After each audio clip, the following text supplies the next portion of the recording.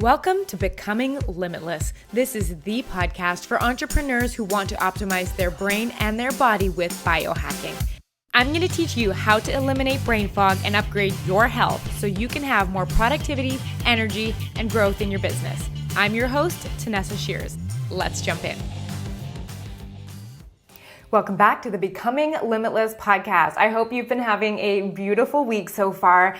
I'm actually recording this episode the day after I recorded last week's episode. That was the episode all about perimenopause, menopause with our guest, Adele Johnston. And here's why I need to record this episode, because before that conversation with her and the research that I've been doing, I used to think, well, perimenopause and menopause are at least 10 years away in the future. I mean, I'm 35. And so that was something I thought I never needed to concern myself about.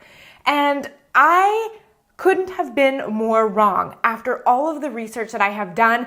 And this was something I am so glad that I learned about now. So you're going to find value in this episode of the podcast today, whether you're like me and you're in your 30s and it's something you're learning ahead of time, whether you're in your 40s and you're going through it, your 50s and beyond. And on top of that, I'm going to be sharing with you another, what I feel like is a must listen to resource for women, okay? So we also want to make sure we listen to last week's episode. Last week's episode was the guest episode I did. It was called Perimenopause and Menopause, What Every Woman Needs to Know. And I said that was with guest Adele Johnston. That will give you kind of the science and the terminology and everything you need to know about what actually goes on in your body.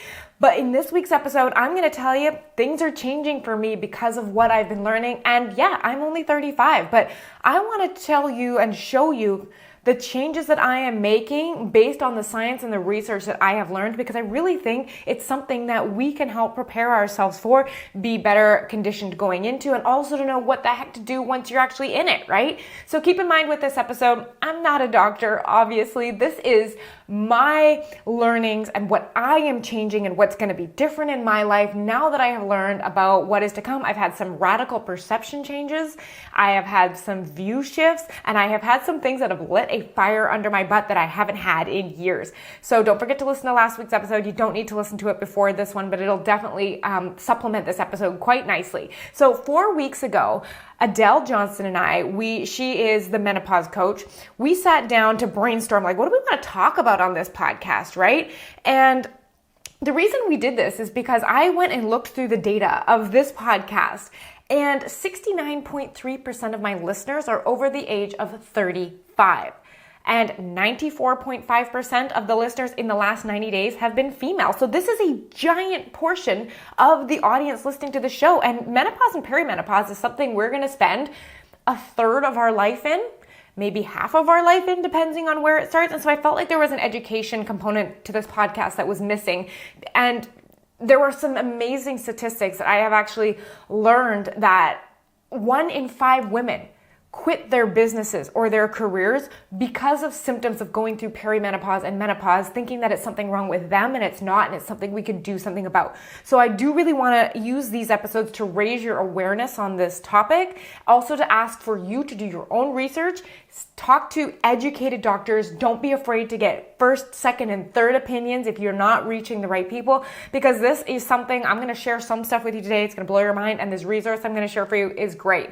Anyways, so when I met with Adele and I sat down, this was old me, like Tanessa with belief set A. And I sat down and I was like, I want to know all of the holistic things that I can tell my viewers, because my listeners, we're crunchy. We like holistic. We like lifestyle things. We're not like go to medication first type of people. So tell me all of the holistic type of things, because one of the common treatments that I had heard for perimenopause, menopause was hormone replacement therapy.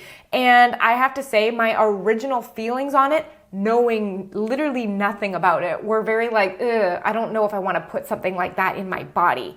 I don't, if you've listened to any of my episodes on female health, you'll know my stance on birth control. But I have learned so much. And I got to say, what she said to me about hormone replacement therapy completely changed my mind on it. And actually, I wouldn't say that alone. I would say it opened the door to changing my beliefs. And there's very few things that I've completely done a 180 on. One of them has been birth control. The other one has been intermittent fasting. But hormone replacement therapy through perimenopause and menopause, I used to be like, I don't know about hormones. But now I see that there is a solid place for them. And here is what she said to me. She goes, Tanessa, because I asked her, I said, how am I going to talk about this with my listeners? Because we're really, fans of being all natural and everything like that. And she said, I think part of it is understanding the real research versus what you hear. And the second thing is looking at alternative risk factors. Meaning, like she said to me, Adele said, she's like, I'm healthy. I don't smoke. I don't drink. I eat well and I exercise. And so my lifestyle is healthy in such a way in which it offsets so many of the tiny risk factors that come along with it. And when you look at the positive effects of hormone replacement therapy through perimenopause and into menopause, it outweighs that tiny risk given my lifestyle. And I was like, okay, I will consider this. And down the rabbit hole I went. And one of the best resources that I have come across, like definitely everything Adele shared was amazing, but my brain really wants the very detailed, I want the science of it. I want the how, I want the statistics. I want to know the breast cancer statistics. I want to know the cardiovascular disease. I want to know everything so that I can make my very educated choice. And I stumbled across a podcast that was done on the Huberman Lab podcast. Now, you've probably heard me talk about him before. Andrew Huberman is a neuroscientist out of Stanford, and he interviews some of the most prolific doctors and experts in the world on their specific topics. So he did a podcast interview with Dr. Mary Claire Haver, and this episode was called How to Navigate Menopause and Perimenopause for Maximum Health and Vitality. I am going to leave a link to that in the description because I believe if you are in your 30s or beyond, this episode is worth every second of your time. And the reason I actually started listening to this was originally my job was just to prepare for a really good podcast interview. I wanted to know what questions to ask, what topics to cover. Little did I know how fascinated I would be. For the entire 2 hours and 18 minutes of this episode, I was riveted. For something that I'm not directly experiencing right now, I have never been so fascinated about a topic. It's coming in my life, but it was beyond interesting. And I was like, I am hooked. I need to know. And I'm going to say that this episode was the nail in the coffin for what changed my mind on what is called hormone replacement therapy. So I had always assumed when I heard it before, knowing nothing about it, that it was similar to birth control, right? Where it's literally a pill you are taking to do something in the body, right? And it's not. There are many differences, and I learned a lot of those from this specific podcast episode that I listened in. From my opinion on it now is I still see birth control the same way as it is a hormone that's used to stop or alter our natural function, where hormone replacement therapy not only has so many protective benefits, but it helps extending the quality of our life by replacing what goes missing. So you can definitely make the argument that it alters a natural function, but what I want to look at is the actual effects. So when I talk about hormone replacement therapy, specifically what this episode outlined is that it's replacing estradiol. So as we start going through perimenopause, and all these terminologies were covered on the previous episode, as we start going through perimenopause, our estradiol levels start to fluctuate and they start to drop off. And there are health-related things that happen when estradiol goes missing, right? There are also effects to, as women, our progesterone and our testosterone, right? And those medications, so specifically estradiol, that is the estrogen that we lose that has so many amazing benefits, which I'm going to talk about in just a second. It's so interesting because I didn't know any of this. It can come in a patch, an insertable, like a vaginal insert, or a topical cream, and it's not in pill form. And I didn't know this, when you take an estrogen-based medication like birth control orally, it has to be digested, passed into the bloodstream and through the liver. And that is when it passes through the liver, that is when it's most likely to cause clotting. And if you've heard my story before, I have had 2 DVTs, or deep vein thrombosis. So I have had 2 blood clots in my life. So that is another reason that I moved away from birth control just because of its risks that when I went on it at age 15, I wasn't explained any of these risks. I was not talked through it. I was literally handed a pack of birth control at like the youth center and they said, here, don't get pregnant, right? But not knowing all these things now and the health that has happened, like I didn't know that that had to do with the oral intake of it. So a lot of the estradiols that are given during any type of perimenopause or menopause are given in that patch, that insertable or that topical cream, and that does greatly minimize that risk. Now, what I really started to understand when I dove into this, and get this is not a push to go on to hormone replacement therapy. I just think for me and from the crunchy community, I think it's, we tend to have a questionable, skeptical eye on anything that has to do with putting things into our body. And I'm still like that. I'm like that with Tylenol. I'm like that with Advil. I don't drink. I try to eat 99% whole foods, right? And so when I started understanding this better, it helped me have a broader base to make a decision from. And that's really what I'm hoping this episode offers you, is to maybe fill in some of the holes in knowledge or areas to highlight for you to research further. So some of the really cool things that I didn't know that estradiol or hormone replacement therapy can do as you go through perimenopause, menopause, is if you get on it in the right amount of time, it is cardioprotective. And what that means is it actually lowers your risk of heart attack and stroke, because that estradiol, that estrogen that we lose as we go through perimenopause, menopause, has actually functioned in our bodies to keep us healthy, right? It helps prevent stroke. It helps prevent heart attack. And when those things start to drop off naturally, if we don't replace them, it increases our risk of heart attack and stroke. And I was like, no way.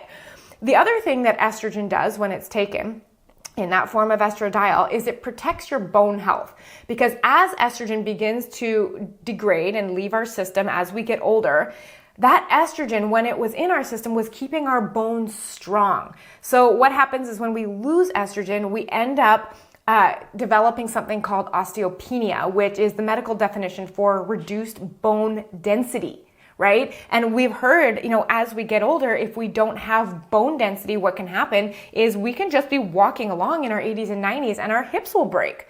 And it was a ridiculously high number I heard in that podcast episode of women that if they fall, break a hip, and end up in the hospital, they die. And so our ability to get up, to move, and to be able to get out of a chair, like these are all things that are super important. And estrogen is something that maintains bone health. So when we lose estrogen, we lose bone health, right?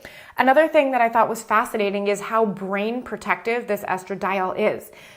If you listened to the last episode, another huge hallmark of going through perimenopause and menopause is changes in mental health. And this can look like onset of dementia, Alzheimer's. This can widely look like increased anxiety, depression together, and brain fog and inability to make decisions and think clearly. And in the podcast episode that I shared on the Huberman Lab podcast, 1 in 5 women, like I said, quit their businesses or careers due to not having the mental function that they need, and they think it's something wrong with them and not something that there are solutions to while going through this huge transition in our life. And for me, I want to be able to maintain my cognitive function and clarity as long as possible. And so this is an option to consider to help protect your brain.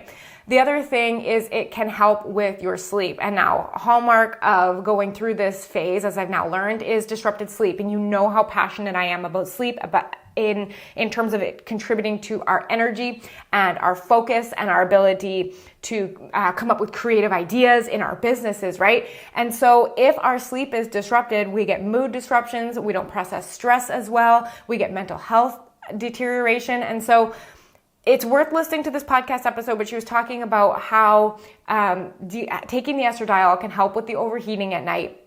And as well as progesterone taken alongside of it can help with the sleep. And this alone can help so many symptoms. So when I was like, oh my gosh, this makes sense. When I was talking to Adele that week, and she was like, yeah, I look at all of the things it would do to extend my life and the small risk that it would bring me, it just offsets how much longer I'm going to get to enjoy the quality of life that I have. And I was like, okay, so this is now why I'm going in through my late 30s into 40s with an open mind. I imagine research will develop and there'll be new things and doctors will become more educated, hopefully, on all of this stuff. But I wanted to have a full scope of knowledge from which to make a decision of. And I got to say, I didn't understand how the protective effects, right, at that point.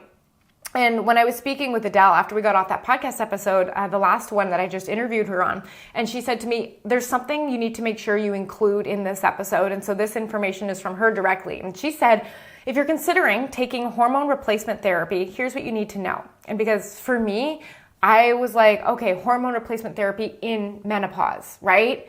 Well, actually, that's not when you want to start considering it. And this is why at the age of 35, I'm paying attention to these things now, because she told me there is a window of opportunity that is 7 to 10 years. And that is the window from when you first enter into perimenopause, right? There's a 7 to 10 year window in which you could spend in that hormonal chaos. There's changing up in cycles. You're getting these, hot flashes, weird symptoms, bodies changing, estrogens dropping, right?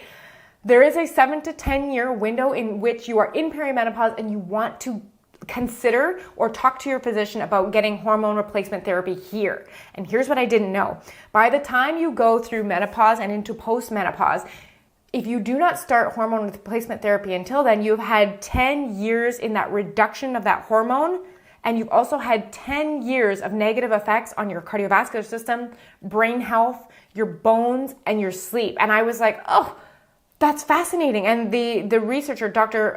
Mary Claire Haver on the Huberman Lab podcast episode, something that she added into this, and she said, if you wait until menopause, until you've 1 year past the last period you've had, where you've had no periods for a whole year, 1 day past that, if you wait until then to start hormone replacement therapy, you have lost all of the cardiovascular protective effects during that. And she said, you can still stay on hormone replacement therapy if you choose, if it feels good, for bone and brain protection, right? But the cardiovascular effects are not there, and you are naturally at a higher risk now, because of all estradiol production is gone, of stroke and of heart attack. And so this is when you want to start monitoring things actively, like your triglyceride levels, that's your blood fat, right? Your cholesterol levels, your blood pressure, anything that's showing that your heart and your vessels are staying healthy during this, right?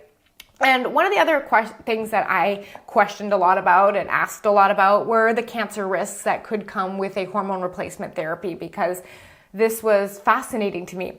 But I listened to that episode I told you about on the Huberman Lab podcast, and it really called into question some of the way that the results from this big study that were done were presented. And again, listen to that episode because she explains it so beautifully. But basically, there was a misinterpretation of the results that made it look like the breast cancer incident from hormone replacement therapy was much higher than it actually was.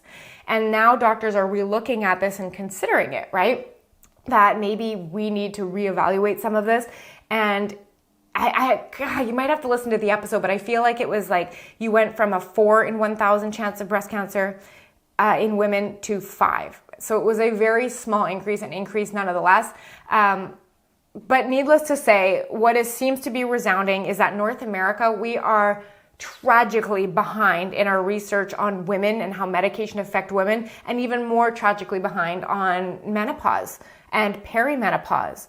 All of the research is being, a drastic amount is being done on pregnancy and fertility and all of this, but not much after. And considering it's such a large percentage of our life, that's kind of sad. That means we're not having doctors be educated to help us through this transition in our life, right? And a theme that has also kept coming up is because we're so far behind, Europe is actually a little bit ahead of us in terms of research, in terms of treatment therapy options that we can consider.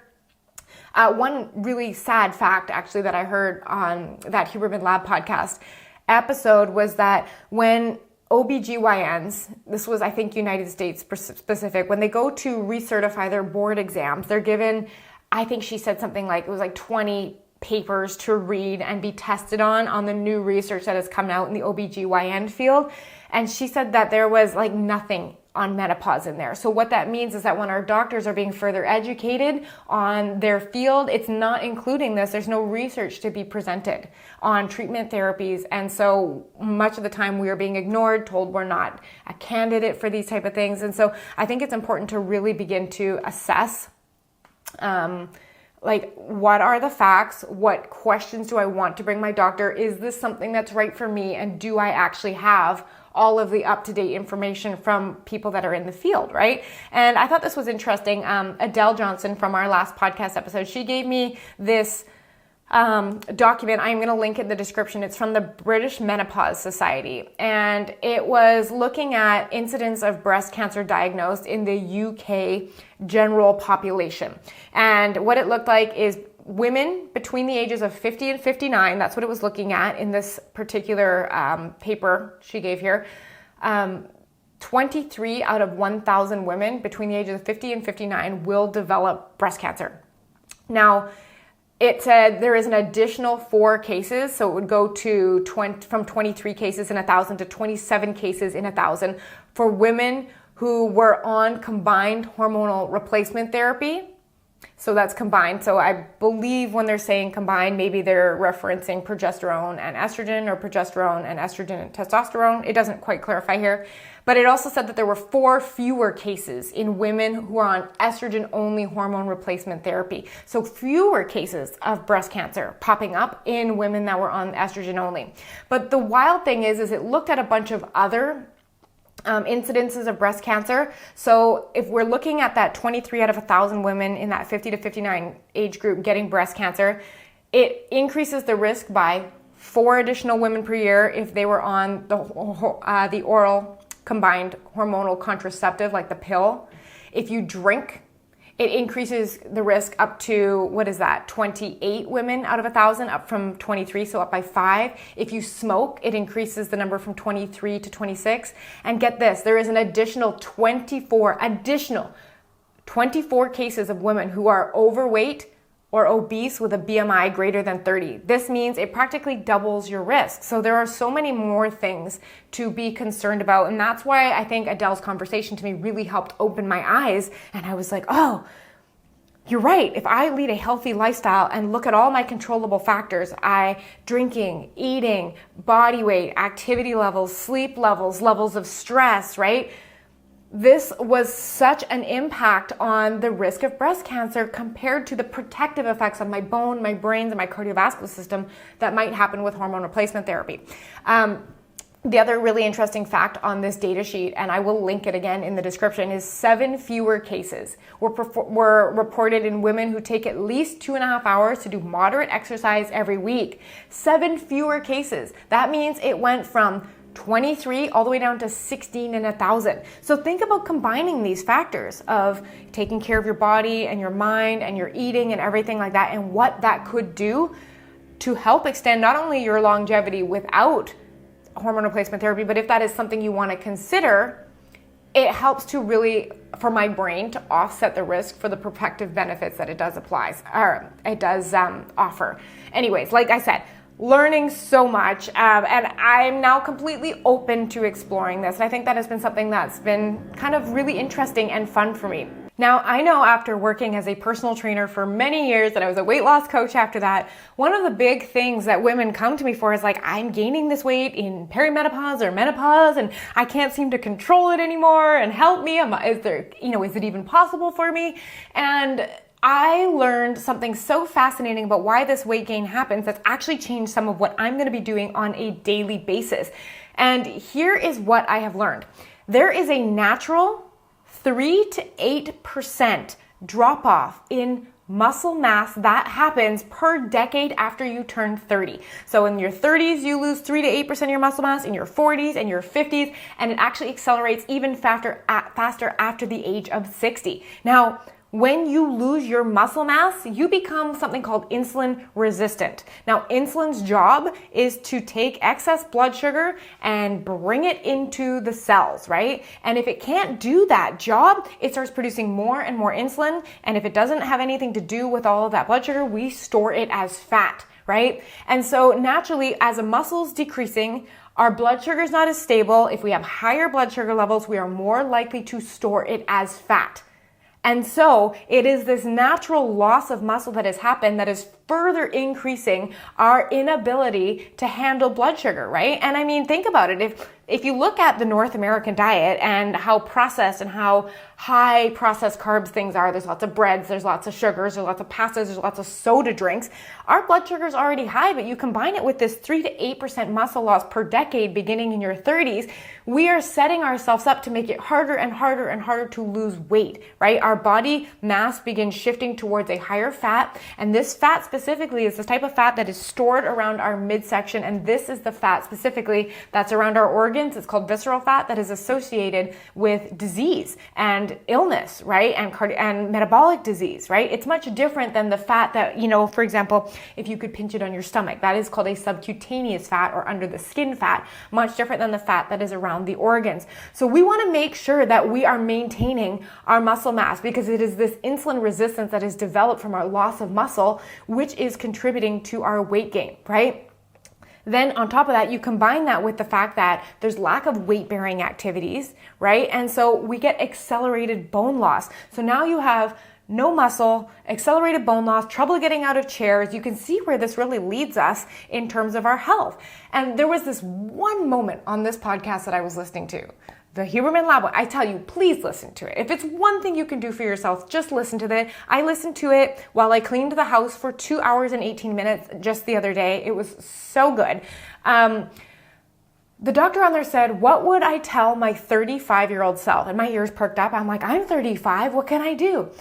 And she said, eat at least 100 grams of protein every single day and prioritize building your muscle as much as you can, because this will change your experience of perimenopause and menopause. When my 45-year-old self is going to be reflected because of my 35-year-old self, how much muscle I have, how strong my bones are, how much energy I have, how good my sleep is, right? And most women are getting between 50 to 60 grams of protein per day, and this is not enough. It is not enough. We want a minimum of 100 grams of protein per day. So 2 hard-boiled eggs for breakfast is not enough. An egg has 7 grams of protein. So if you're having 2 eggs, that's great, but it's only 14 grams of protein. Now you have to go and make the rest up through 2 meals. And so many of the women I have worked with, we skip meals. We don't do breakfast.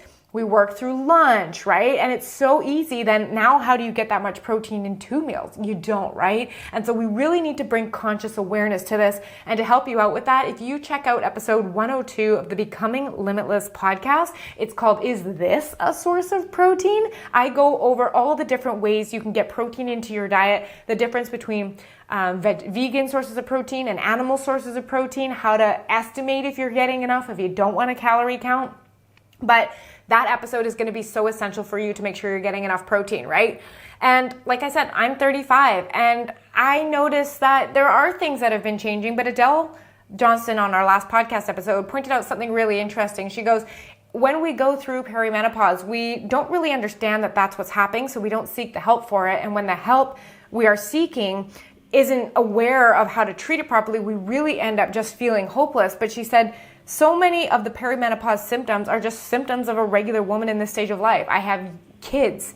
I run a business. There's stress in my life. Like, we could all just chalk it up to stress. And so if you listen to that episode, she really helps you kind of break and peel apart. Could this be stress related or could this be perimenopause related? And she gave us an awesome symptom tracker to actually start watching for, to assess whether we are entering this transition stage of our life.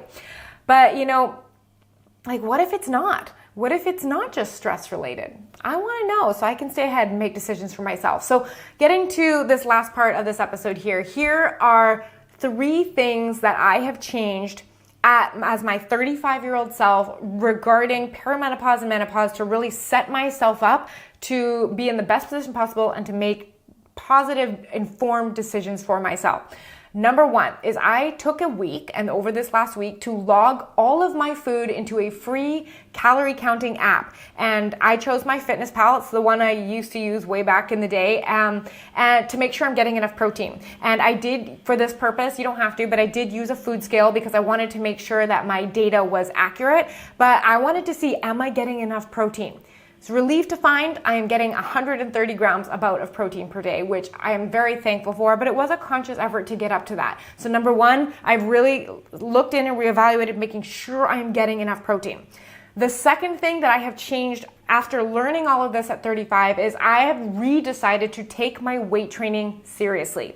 Now, you may not know this, but before I had kids, way back, if we're going to go back to 2014, I was in bodybuilding competitions, and that was a lot of fun. So I was very focused on muscle mass. And then as we moved into 2013 through 15, I was very much into powerlifting. Like, that was my jam. Like, I deadlifted 225 pounds for 3 reps. I was squatting 185 pounds. Like, I was strong, and I had a lot of muscle on me. Like, if you ever saw a photo of me from back then, holy muscle, right? But naturally, when I got pregnant, I can't lift as heavy as I went on. You just naturally, you can't keep up with your same level of fitness the more pregnant you get. And then I ended up developing something called SPD, or symphysis pubis dysfunction, something along that lines. But basically, my pubic joint became so loose and relaxed that it would actually it's called sublux, or it would mildly dislocate while I was walking and doing exercises, and my sacrum would ache. I was in chiropractors, heating pads, massage therapists. Oh my gosh, it was brutal. I was in so much pain. So I couldn't even do a lot of walking during that time. So naturally, through my first pregnancy, I lost a lot of muscle, and then breastfeeding, new babies, busy, not prioritizing strength training like that. Went right into a second pregnancy, same thing after that, brutal pain during that end of that pregnancy.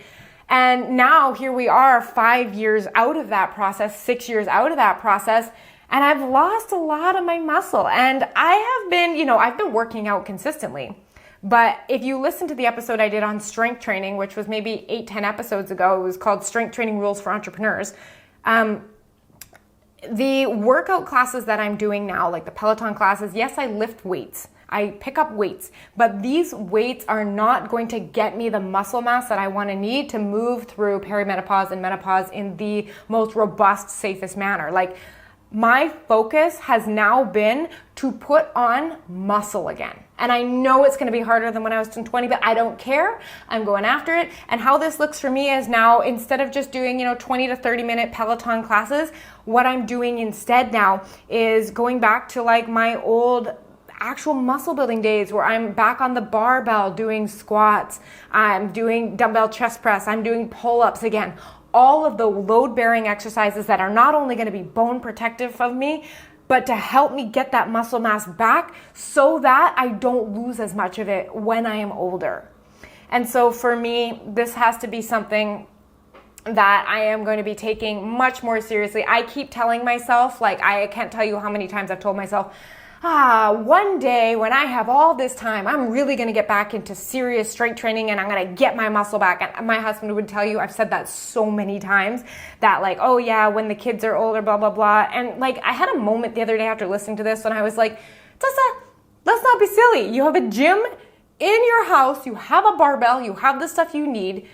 At this point, I have the time I need. It literally has to be a mindset check for me. And for me, when I saw oh my gosh, weight gain, bone density, muscle loss, that's all something I can prepare, I can protect myself from now. So I want to do that, because I'm going to be real. After going through 2 pregnancies, my body doesn't look the same. And I'm not saying that's a bad thing, but I'm aware of it, right? I have a higher body fat than before. I have lower muscle mass than before. I have weaker core strength than before. All of these definitely are normal to happen. But for me, I am no longer tolerating that after learning that yeah, it's not just less muscle, but I still look fine. It's my health, my future health, I am putting at risk because I'm telling myself it's too long, the workouts are too long, it's too hard, it's different. I like my Peloton classes. I like it. I'm still going to do them, but my focus is shifting. So the third thing I'm changing is that, what I've been talking about through the beginning of this episode, my mind is now open to hormone replacement therapy, and I will, when the time comes that is a bridge that I need to cross, I have education, I have questions to ask, and I'm going to seek out an educated doctor when I notice a deterioration in the quality of my life due to irregular menstrual cycles, due to brain fog, or symptoms that do not, they affect my life. I can't be the mom and business owner I need if I'm foggy all the time, and if I am feeling depressed or anxious. I need to advocate for myself because this matters. So the 3 things I've changed: I'm getting enough protein, I'm getting my muscle back, and I now have a toolbox of questions to ask. Like I said, I haven't made my decision up on whether the hormones will be a route that I do or not, but I feel like I am so much more informed than I was before, and I know that I do not need to rely on my family doctor, who I know is not up to date on this type of stuff, to make that decision for me. And so that's just really what I wanted to share. And then you'll also find in this Huberman Lab episode that I've linked in the description below some of the other things. I'm not going to touch on them today because I could talk at this forever, but other things they talk about that help the transition through perimenopause, menopause, and beyond.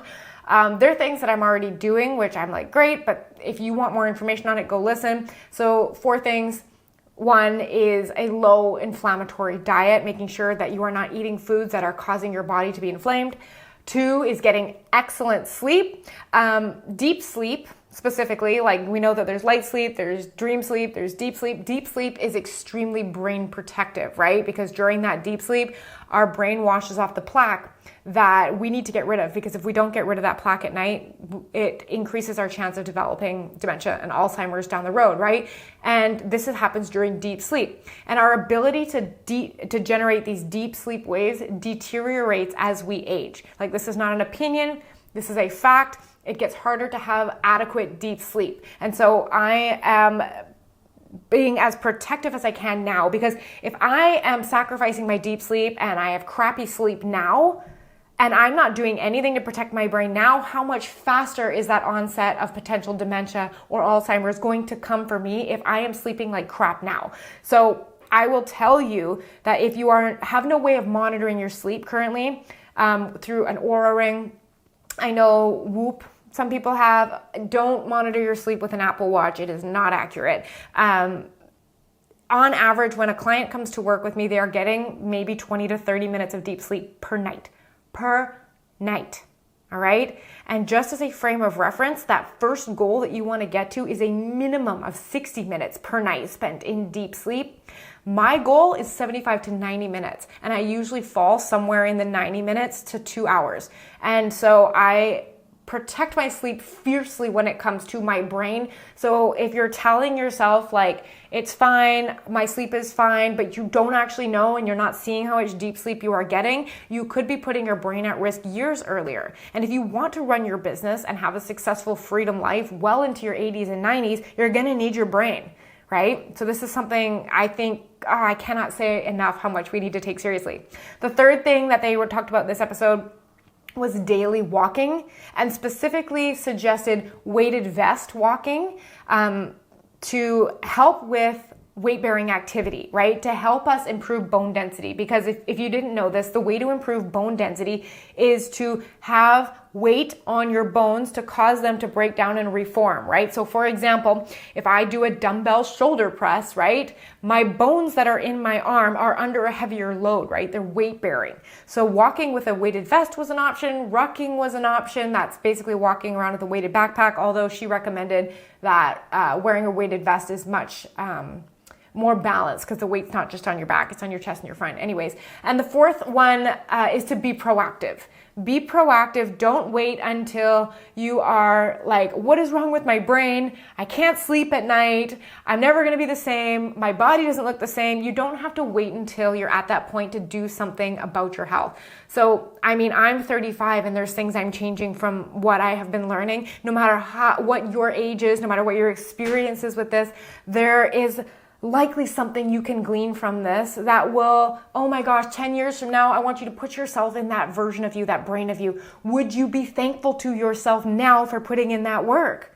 And you have to be a long-term thinker. I know it's easier to sit and on the couch and watch Netflix and eat pizza and all that kind of stuff all the time. It's just easier to do that, to have the glass of wine at night. It's so much easier to do that.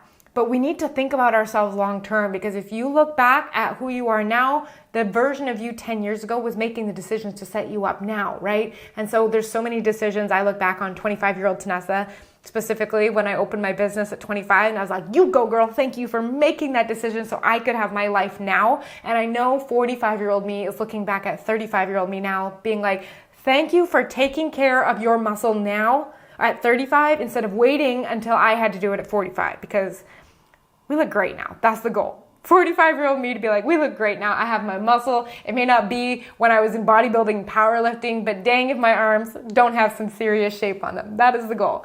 So anyways, I hope this has been helpful for you. It's been like my major takeaways, aha moments, and things that I've changed from not only this conversation in the previous episode with Adele, which go listen to it if you haven't, but this other episode that I have listened to on the Huberman Lab podcast, following women with strong voices in the online social space, YouTube channels, doctors that are at the forefront right now of making our voices heard when it comes to getting proper treatment, and educated doctors with menopause and perimenopause. Now, if this episode or the one before has lit a fire in you, if you have expanded awareness, if you just feel like you have more decisions with which to, or more information to make decisions with, can you come over to Instagram? I'm at Tanessa Shears, and just let me know. Come say, hey, listen to that episode. Totally, inspired me. I understand something now. And if you have a friend that this episode would really